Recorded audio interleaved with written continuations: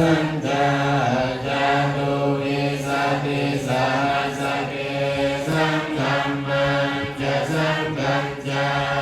อานาเรนะมามิหันติกันดารายามิเวนัสสันตุอาเสสกราสเตหัตถจตาริสสา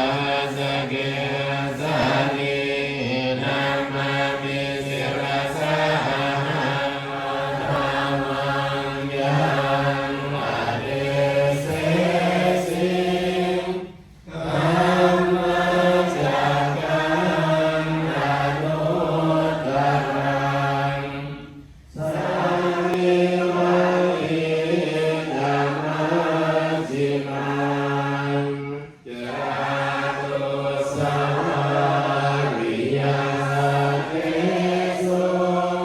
วิสุทธังญาณทัสสนังเดสิตังนาสัมโพธิกิตตังอาภวัตตนังเวยากรณภาเวนะสังฆิคันตังภานานาสิยังวิหารติเอ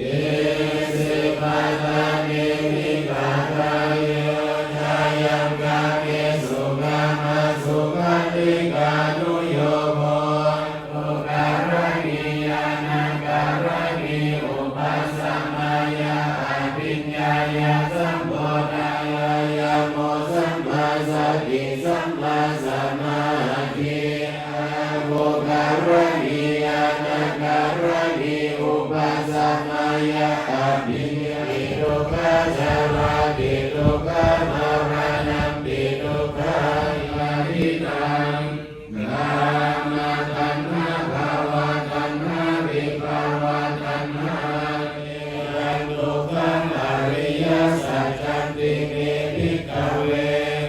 กุมอุดาปาทิยานังอุดาปาทิปัญญาอุดาปาทิวิชาอุดาปานิโรธกามิปฏิปทาอริยสัจจันติเมภิกขุธัมเมสุจะกุมอุดาปาทิยานังโคปานินังตุปานิโรธกามิ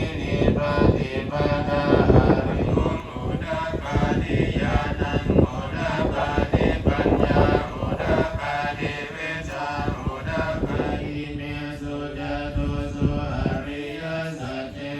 สุรังยาตาภูตังยาตดัสสะนังสุวิสุทธังอาโหสิสัมปันตังนิโรธธัมมันติภาวะระตินังเทวานังสัจจังสุตตวังปารติมิตาวาสาวัตติเทวาสัตตมนุสสาเวสุอามกาลิกาเทวาสัตตมนุสสาเวสุนัตโภปุตตัญโยปัญญาสิวัตโภปุตตัญโยติเย